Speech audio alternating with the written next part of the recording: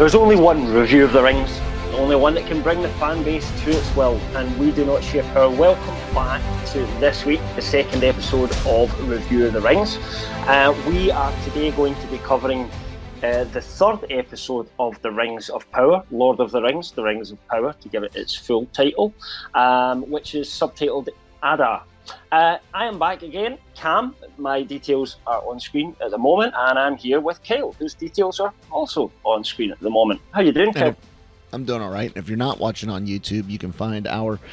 Whoa, my volume is way low. You can find our social media information in the description boxes down below. So, yeah, fun stuff.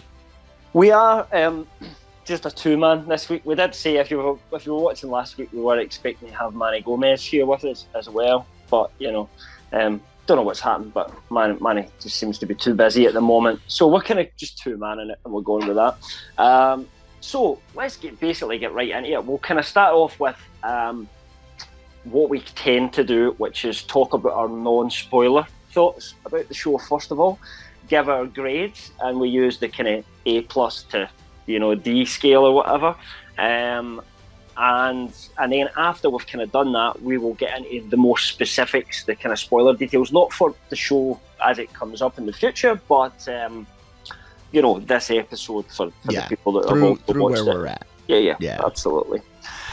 Well, I mean, I guess there's only one place to start then, Kyle, and that's with you and rough kind of non-spoiler thoughts about this week.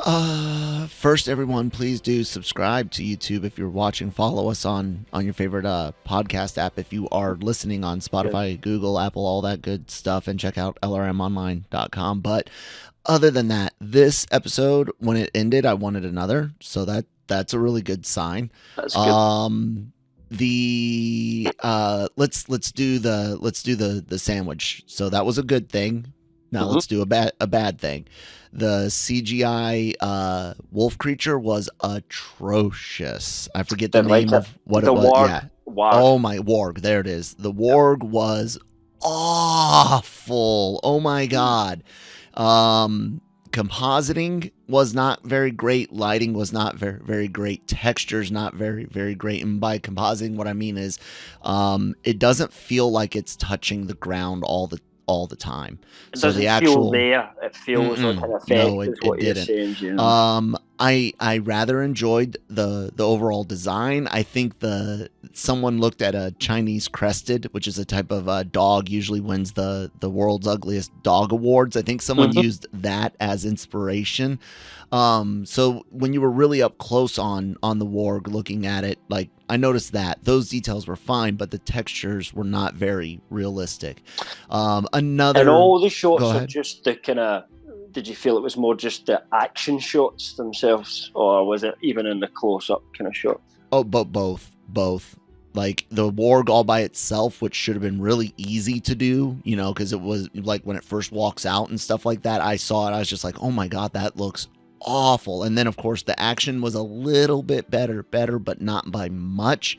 And that's because you're able to use motion. You're more drawn to the actions of the real people, but it's one of those things I'm going to call out when I see some. And like I said, I'm that person that notices these things more than others, but other people will back me up that are similar to me.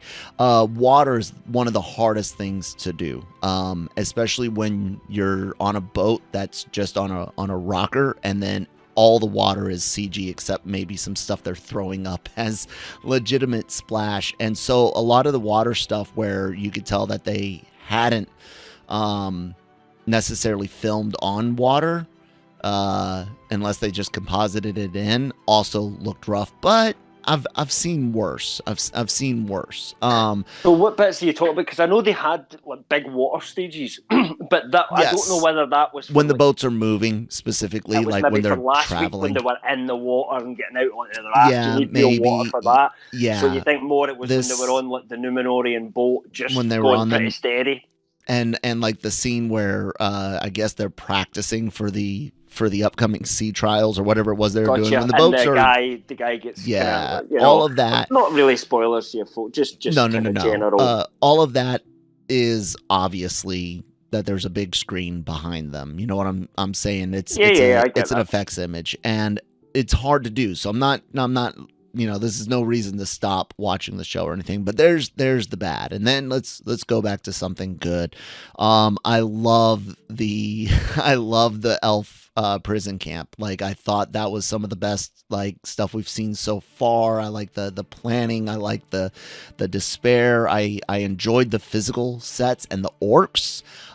It reminded me a lot of playing the Shadow of Mordor games, because the orcs and the Uruk in that case often they talk so much more. They're so much. They have a personality to them. Exactly, and we don't really get that in the movies. And here we got a little bit of that from their overseers to the like head captain, all the way up. And I enjoyed that, and they're chanting names like they do in those games. And those games are a lot of fun. I know they're not, canon or anything like that, but they are a lot of horrible fun. Canon, but they do. They're good games. So. Oh yeah, they're a lot of fun, and they do inform.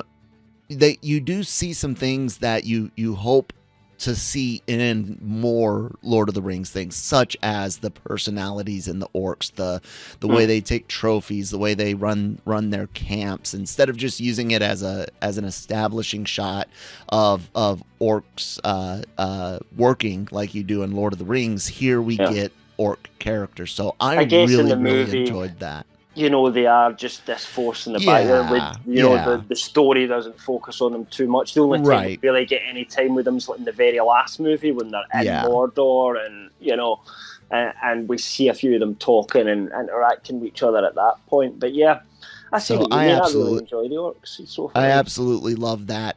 The stuff in Numenor, very, very interesting. Some of it I felt maybe pacing wise moved a little too quick or even choppy. You really feel like there's a lot of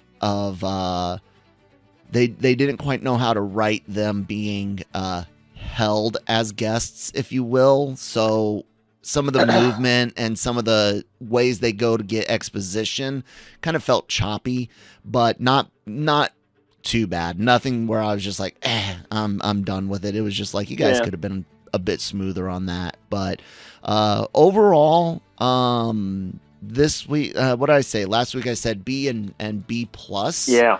Yep. This episode was straddling B plus to solid A, or not solid A, but straddling from a B plus to an A minus is what I meant. And I think because I really did enjoy the stuff with the orcs, I think I'll go with the A minus. I had a lot of fun, and like I said, as soon as the episode was done, I was like, I want another, slam a mug on the ground like Thor. Yeah. So yeah, A minus is what I'll go with. Interesting. I wrote a written review of it already, and I gave it a kind of B plus. So I'll just start off with that before I kind of go into my thoughts. I've had a second watch since then, and I've kind of had a slight change of heart on a few things. And I would probably put it up to an A minus now myself as well. I'll talk about, what the good was. I really, again, geek out moments to get to see Numenor and us go into it and see what they've done to it, and how modern it is and advanced it is, compared to even Gondor, that we see in Lord of the Rings, which is a kind of remnant of that society, if you like, and they've got their kings up, and I love the little touches there that we have with some of the story content that they go into the backstory as well. I won't get into the details till we move past the spoiler point. In terms of, well, if I do a sandwich as well, negative. So my big negative at the moment was, so far I wasn't kind of getting into Galadriel's story, right? And this week again, I was like, is this really how Galadriel would act in this kind of situation? And I think I probably brought it down a little bit for that. And then watching it again and thinking more about the lore in general, I'm kind of okay with it now, and I'm kind of seeing what they're doing, because there's other elements that they're kind of almost bringing into play as well, in terms of the political situation that's going on in Numenor, which we'll get into in more detail. which I think works with what I'm seeing. So I guess in that respect, I didn't have many criticisms. I didn't notice really the bad CGI. I don't notice that the same when I first watched through on the War. You Gen Xers just don't have good eyes. My eyesight's bloody terrible, honestly. It really is, from it noticing stuff. That's why I'm terrible at like PvP computer games. I don't track quick enough. I don't see stuff happening even when it's on screen in front of me. But yeah, I wasn't that keen on the design of it, really, compared to like the ones that we've seen previously in the likes of The Hobbit and The Lord of the Rings. Kind of like The Lord of the Rings design, the best of kind of what we've seen so far. But again, nothing really too much to complain about from my point of view, to be honest. I think it was a pretty solid episode. I'm still enjoying the story that they're spinning. I'm still enjoying the performances. I just looked up the mysteries are still there. So I just looked up the Lord of the Rings ones again because it's been a while since I'd seen that, and I like the much more wolf, not Chinese crested. Like I said, man, I thought the dog hyena thing was kind of weird. Really hyena, like yeah, that's true. They took a hyena, and I get what they're going for, because this is obviously I don't want to say the term creation of Morgoth, because one of Tolkien's sort of key points was that Morgoth he wanted to, but he couldn't create, so he would change things for the worse rather than the better, and in a mockery of creation, if you like. So it's taken something that actually exists and fucking it up, bastardizing for want of a better term. So I guess because of that, I do like that it likes into a realistic animal, but anyway, each creature designs. It's no biggie. But I really did love a lot of the same scenes and things that you're talking about as well. So yeah, overall A+. I think another very, very solid episode. Don't see what all the fuss is about. 100 downvotes. But yeah. I mean, it's probably, we'll get into spoilers in a second, but I think it's probably worth talking about, like, because we have been quite positive about this show so far.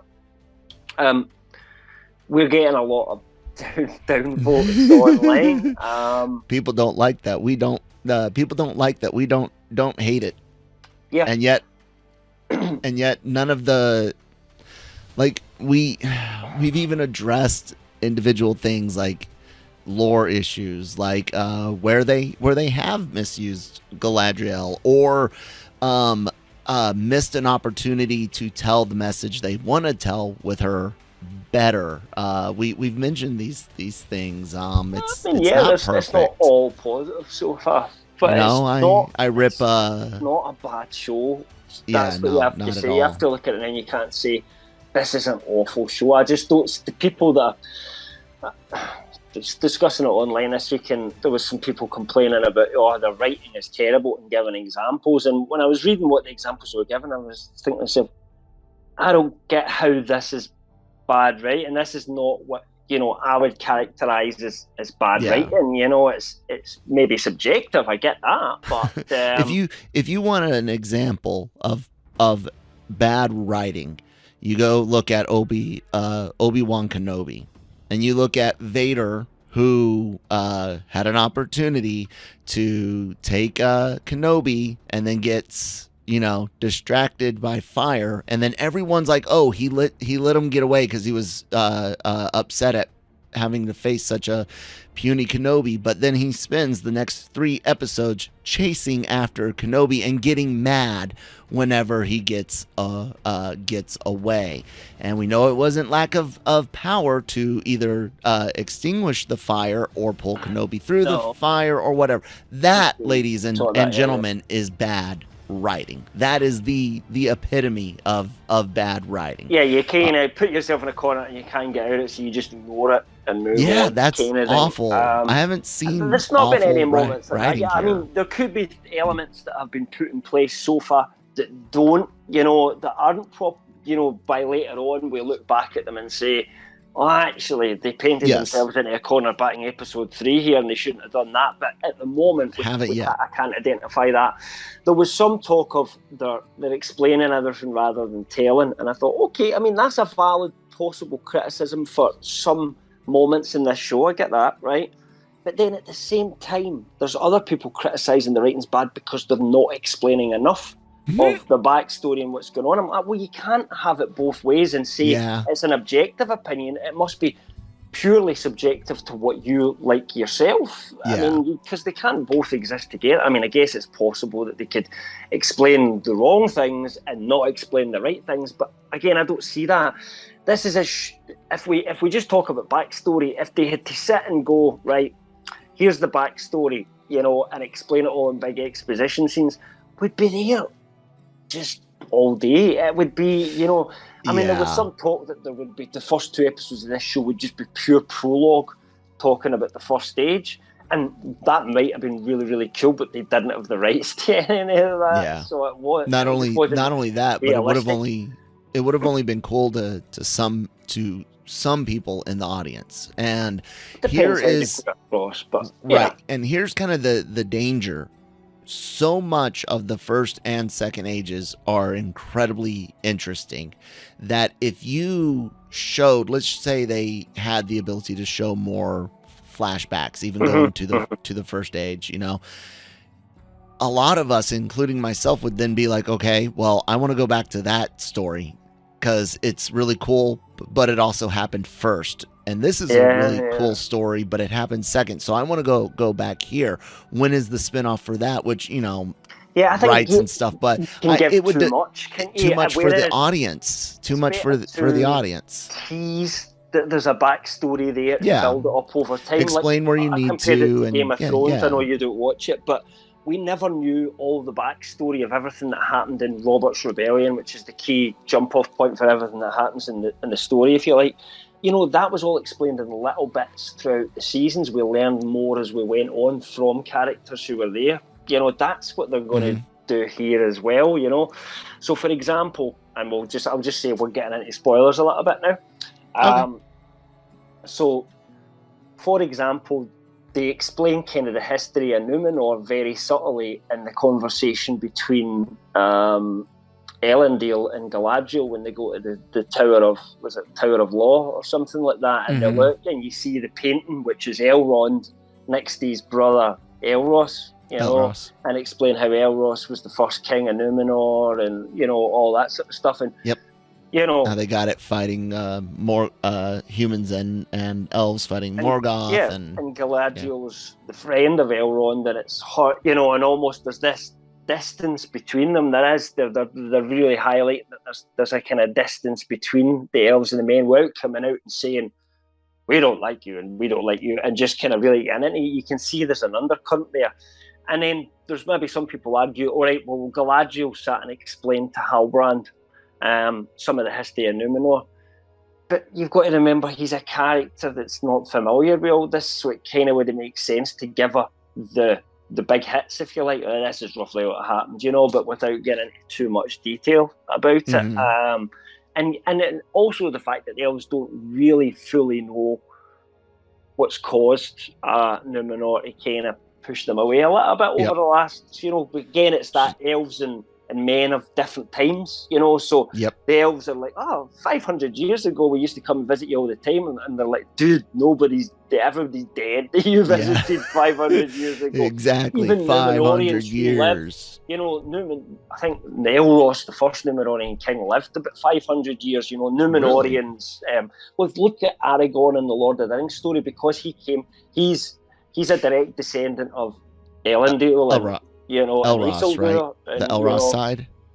Yes. Yeah. So, you know, and that side has more than just elf and human genes in it. It also has Maya in it as well. Because way back in the old days, there was a Maya who took a not a human form, an elvish form, and married an elf, and they had a great kingdom and everything like that. It was his bloodline that ended up joining with men, so you've got all three in that bloodline. So there's, like, you know, there's some magic in them, there's some, you know, it's like royal blood is special, but in that way that they used to say it, but it wasn't true. It kind of the point and token is it is true. That there is this special magic to kind of what's going on with that bloodline. Mm-hmm. And they kind of give us the little bits about that, but the point is there's more going to come as the series goes on. You've got to give it time to build that up for the casual audiences, I think. So I don't get the criticisms in the writing so far. And most of the criticisms seem to be, Kel, you tell me, you talked about it a lot, you guys, on Breaking Geek Radio this week. I listened to your show and I was kind of listening to this a lot. It kind of all came from a story I covered in the site, which was Elon Musk kind of reacting to and saying that Tolkien would be turning in his grave, and that every character who's a male character is either a weakling or a coward or a jerk, he basically said. And to me, what I said was it's just not objectively true. I don't see how, even in a subjective sense, you can look at the characters that we saw in those first 2 episodes and say they're all jerks. That doesn't make sense to me. No. I can definitely talk a bit on that, because I had a conversation with Nick about She-Hulk and its trend of male representation on screen, if you will. Mm-hmm. Guys, everyone I talk to, from my wife to Cam, almost everyone immediately within the first 2 episodes had said either their absolute favorite character or scene dealt with Elrond and or the dwarf stuff with Elrond. Like literally everyone. It was everyone's favorite. Yeah, he had a huge role in those first couple of episodes, especially the second one, and that's because Elrond's a very important character. As we just talked about his bloodline, that's his bloodline. Exactly. And how is that not a smart, well trusted, here he is going to be with, sure, they showed that he made a mistake by not visiting his friend for 2 decades, but that's not, dude, that's just part of the whole theme, the whole drama, exactly, that's part of the whole theme of elves and how long they live versus the others. You can go and look at She-Hulk and see that they do have a problem showing a positive male. They have Wong, who is played exactly as Wong is in the Doctor Strange movies, a fish out of water, socially awkward. He's not a bad guy, but he's played for kicks, played for comedy. You had Hulk, who was used as mansplaining. You have the dad, which is probably the closest thing to a solid positive character. He plays a stereotypical dad. In the most recent episode, she goes on a whole bunch of dates. Not a big spoiler. None of them are great. None of them are good guys. There is a male representation issue that I see, my wife sees, and others can see in She-Hulk. This doesn't have that, guys. I don't see that. I do not see the men here all being bad, all the male characters being bad, and in this, I don't mind it in She-Hulk. I just find it funny. But I brought up a whole point about despite me seeing it, it's annoying because I don't like dead horse. Like even dick and fart jokes, I get annoyed of them after a certain amount, you know what I'm saying? So, but my point on that was more in the discussion on Marvel Multiverse Mayhem is a hypocrisy about how toxicity and stereotyping affected young females physically, mentally, emotionally, and that's why you don't do certain things on TV anymore. Well, now you're doing a stereotype and negative stuff on males, and if negative toxic stuff was bad for young females, wouldn't that then be bad for young males? So I'm pointing out a hypocrisy in my argument there. Me personally, I get what you're saying. It's a personal opinion and it's the way you take it. Yeah. But, and it's just funny when someone's like, "Well, you can abuse one group if their group was abusive first," and I don't like that type of mentality. But anyways, Lord of the Rings. My point being is that guys, I'm with you. I do occasionally see that there are trends and things Hollywood is doing for social credit points, if you will. It's not happening here. Not with the male female thing at all. No, I don't see it, and I just don't really see what a lot of the criticism seems to be.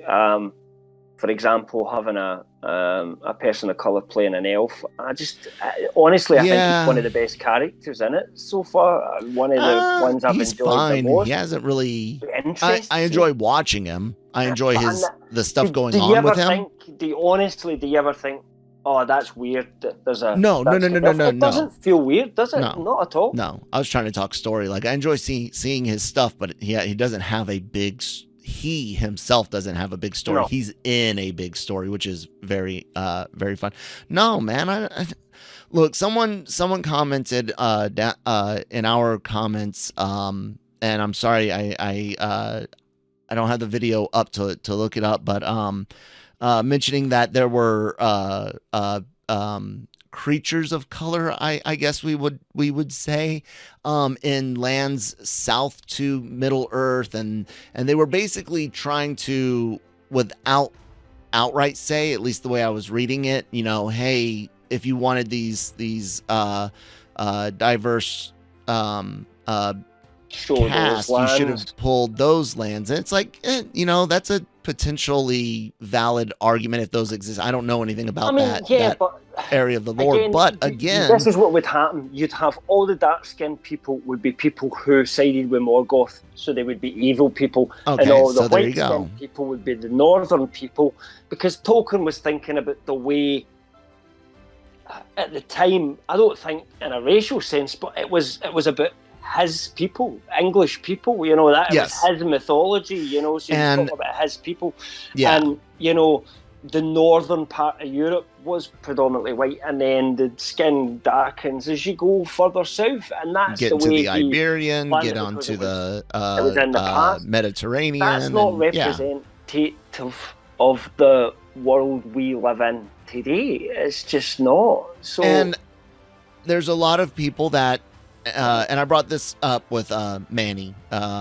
I said, because we were talking about this issue, and I was like, this is a made-up world, yes, inspired by Western Europe, specifically Northwestern Europe. Yeah. I said, written in a time where, Europe, that part of Europe was very, very, very white. It was more diverse than it was 100 years before that, but definitely a hell of a lot less diverse than it is 100 years later, nowadays.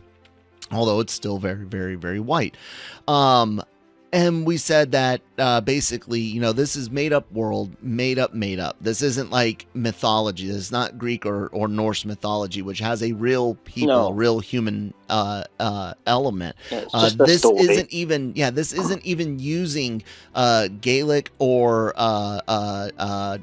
Norman. It's not using it's not using a real like myth or legend or religion. Well, it's there was taken some from a whole bunch. Taken from things like that's what I was gonna, it's got a whole bunch right. of stuff from all over, including his own Christian faith. But it's no one thing. So I pointed out when a Norwegian, someone of Norse descent, sits there and says, I have an issue with say Idris Elba playing Heimdall.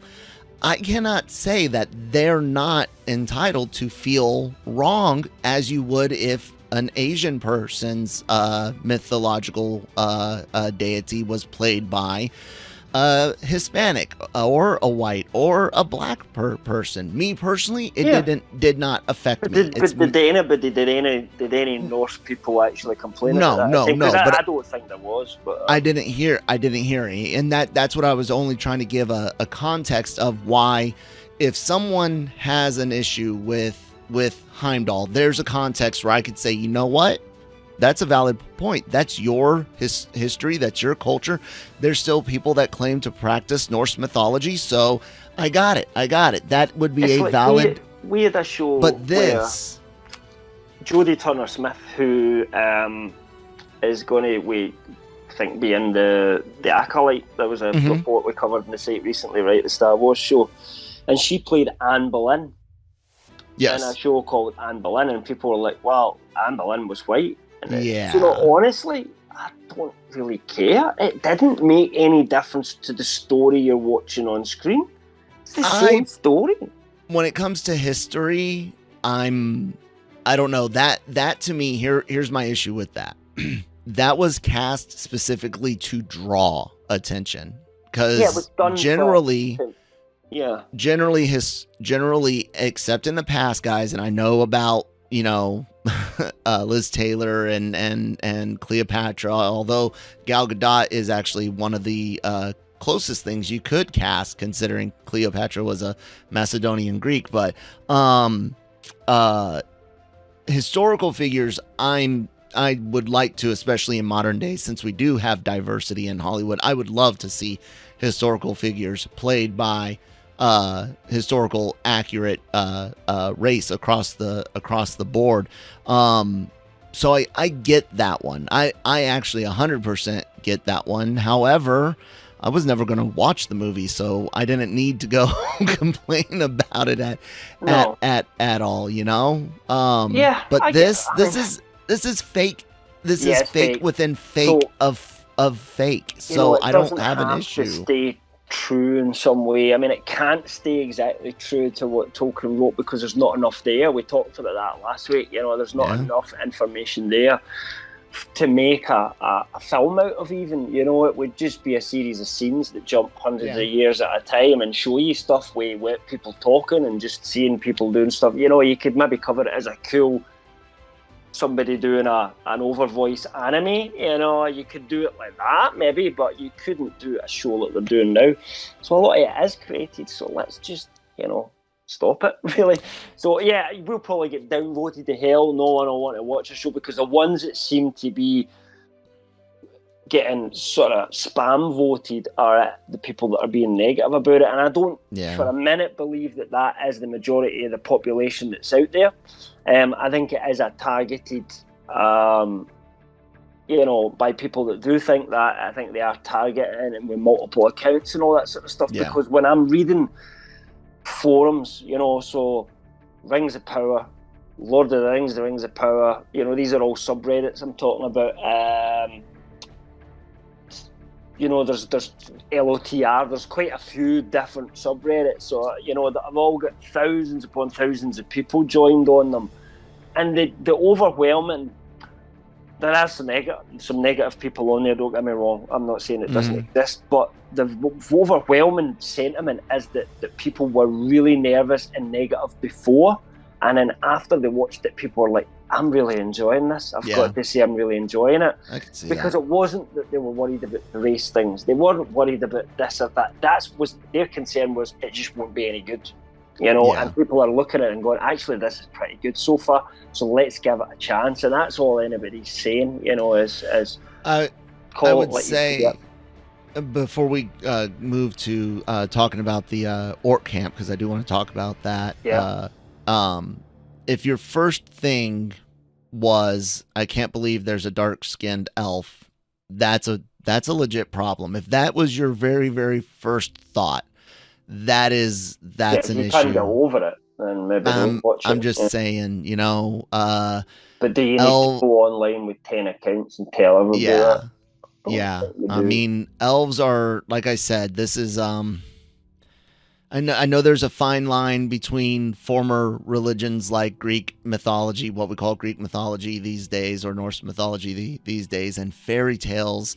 I know there's a thin line, guys, but come on. It's 2020, 2022. You already heard me call out things that some people think are fine that I can see logical arguments against. This is not one, dude. There's no issue with dark colored elves or not hobbitses. And you know, I'm loving Sadik Burrows and him played by Lenny Henry, who I've you know, you Americans maybe, you know, that may be the first time you've ever seen Lenny Henry on screen. I've been watching him on screen since I was a little boy because he was a comedian and one of the first black comedians to get regular airtime on British TV, because bear in mind, you know, early 80s and forward, it wasn't as inclusive as that, you know, and I didn't think he was the greatest comedian in the world, I have to be honest, but I've seen him in a few things, and I think actually he's a really good actor, and I really like him in this. I think it's a great character. So anyway, I guess on the Harfoots, since we're there, right, since you brought us there, we get just a little bit more with the Meteor Man, and we learn a little bit about the politics of the caravan. They leave no one behind, unless they fall behind, and then we'll be waiting. And then we'll remember you. them. We'll wait on you. Yeah. Meteor Man. What are you thinking on Meteor Man now? Because I don't think he's Sauron. I think we saw, and I think maybe even the name. Anyways, we'll talk in a minute about the orc thing. But yeah, man. What are you thinking on Meteor Man? I'm still not 100% sure where they're going with it.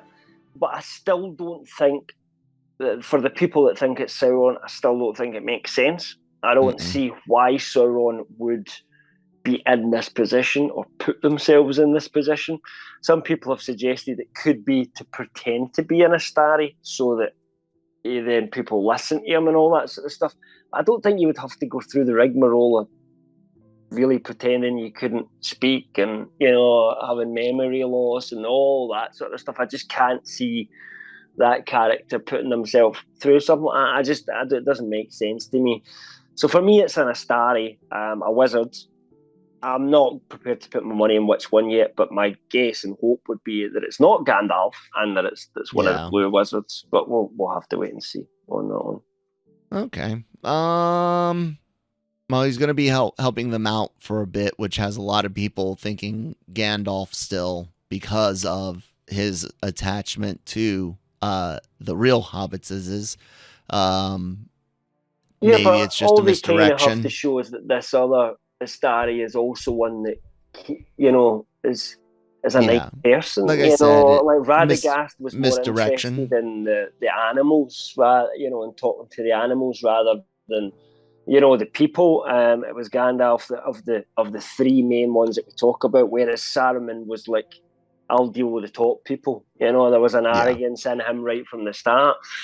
You know, we don't know enough about, if it is one of the blue wizards, we know almost nothing about them personality-wise at all. So they can really go wherever they want with that.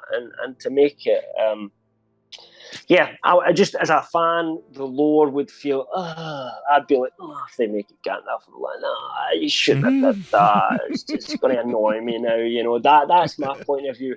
And it may be that is influencing where I think it's going to go, because it's almost what I want to happen rather than necessarily what I think is going to happen. What about you? I'm with you. I think it's a misdirection on Gandalf, and that it's going to be one of those blue wizards or something similar, like a deep cut that's going to allow us a little bit more insight to the bigger world of Tolkien and Middle Earth. You know, we haven't gotten a lot of stuff from these other beings or these other characters, so that's what I'm hoping for. The orc camp, man. Talk about a good action scene. Talk about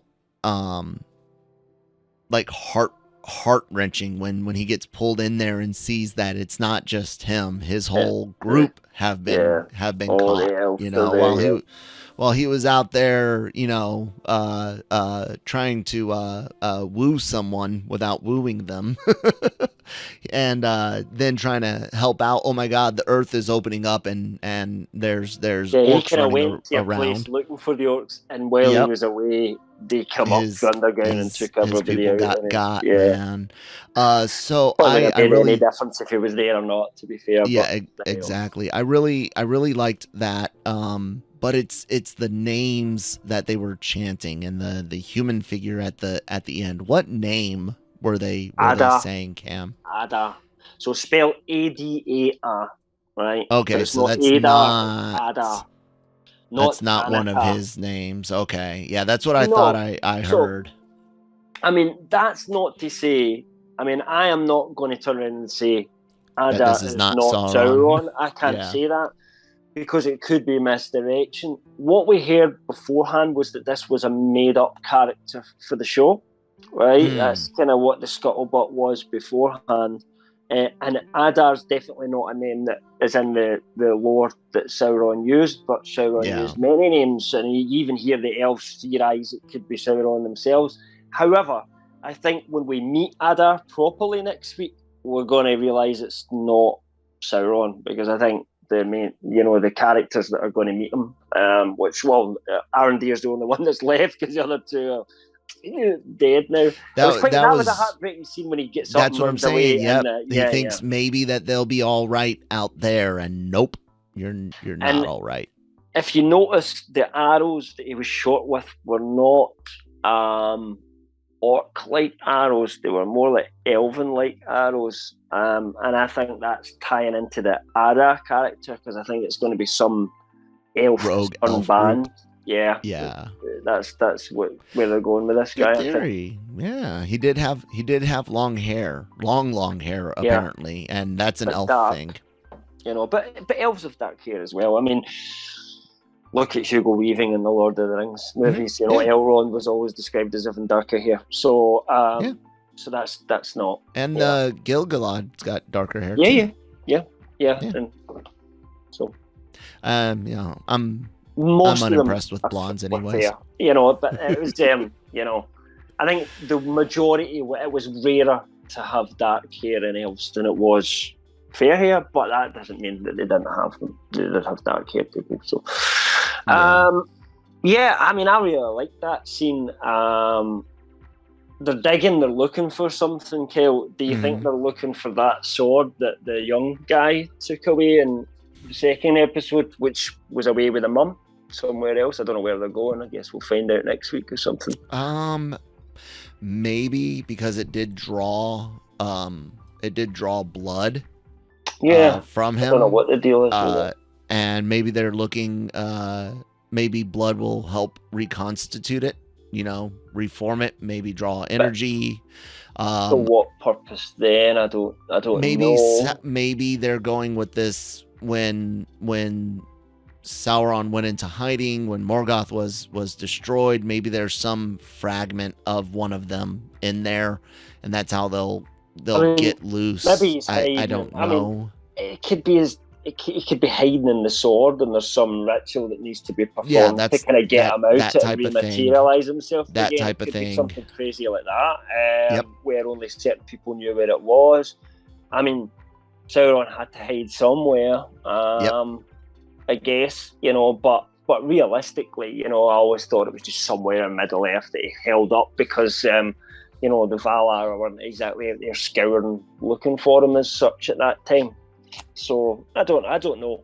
I mean, there was that's some what I talk think it online is. It's something to bring him. It could be Morgoth's sword or something. I don't really go with that, because I don't think Morgoth wasn't really the kind of character that needed a sword.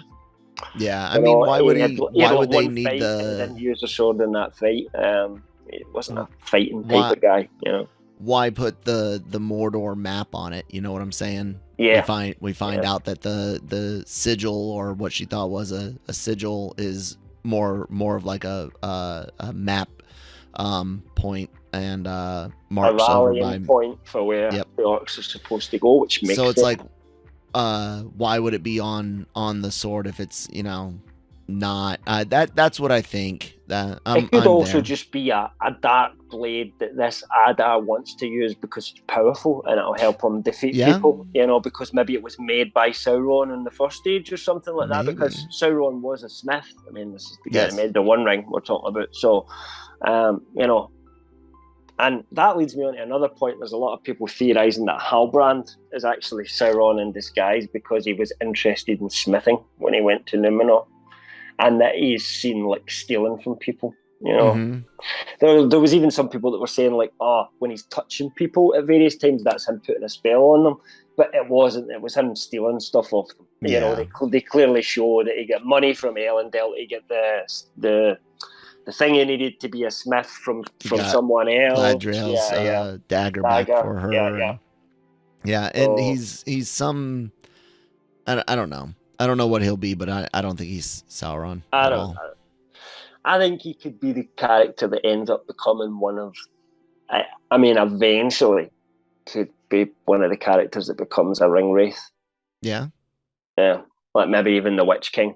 You know, the leader of the, you know, or something like that. Like he could maybe start off on a more righteous journey. You know, like fighting against the orcs or something like that. But maybe the sword ends up in his hand because it's like his lineage, the Swart and Morgoth, maybe he ends up going bad. I mean, it could be completely opposite. Steals one of the men's rings and gets corrupted that way or something. Gave the 9 rings to men.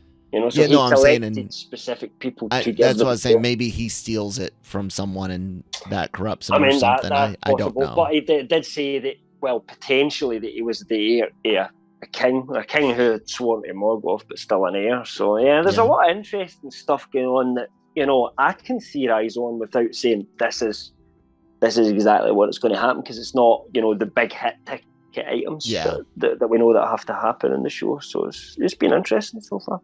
Anything else you want to talk about before we kind of wrap up? Nah, man, I think we are all good. We can keep this one under an hour. Yeah, I suppose we spent most of it talking about crazy criticisms, but really, you know, that's the story at the moment, you know, and it has to be talked about, and it'll probably not do this video any favours, but there you go. No. Well, I mean, we will be back obviously next week. I'll let Kel plug some of our shows, but sure. I thought if you're into the kind of fantasy genre, I will just point out that we do have the Dragon Reviewed as well, which was our podcast. Kel and I were involved, but Kel's lovely wife was also there too, talking about the Wheel of Time first season, and we covered that all the way through. So if you're interested in what we thought of that compared to this, go give it a shot. Kel, what else have we got on? Everything can be found at lrmonline.com. Written reviews, articles, news, leaks, rumors, all that good stuff. The podcasts are accessible from there. The LRM online YouTube channel and the website have all the celebrity interviews as well. All of our podcasts can be found wherever you get podcasts from, like Google, Spotify, Apple, and of course Sounder.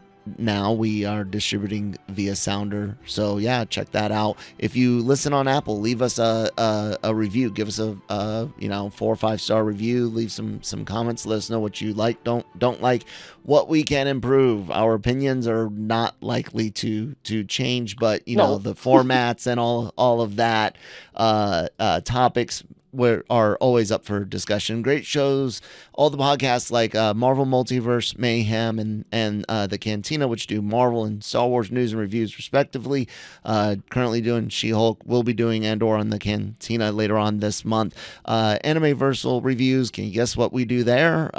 Breaking Geek Radio and the Daily COG are jacks of all trades for all entertainment news. So we cover everything on those shows. And on the YouTube channel, you get extra content. You get the Genre Shot trailer reactions, which I'm sure I'll have something later today from D23, as well as AVR Squared, which is Anime-Versal Reviews reactions. Clever, right? That's all I got, Cam. That's all you got. As Kel said, if you're watching on YouTube, our details are all there. You can find me at LRM_Cam. You can find him at that Kel Malone.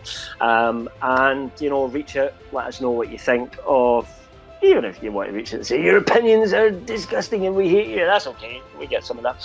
But, if you want to tell us about the show and what you would like to see us cover, maybe more detail, less detail, whatever, then we would be happy to take that on board and have a look at it. Check our Discord.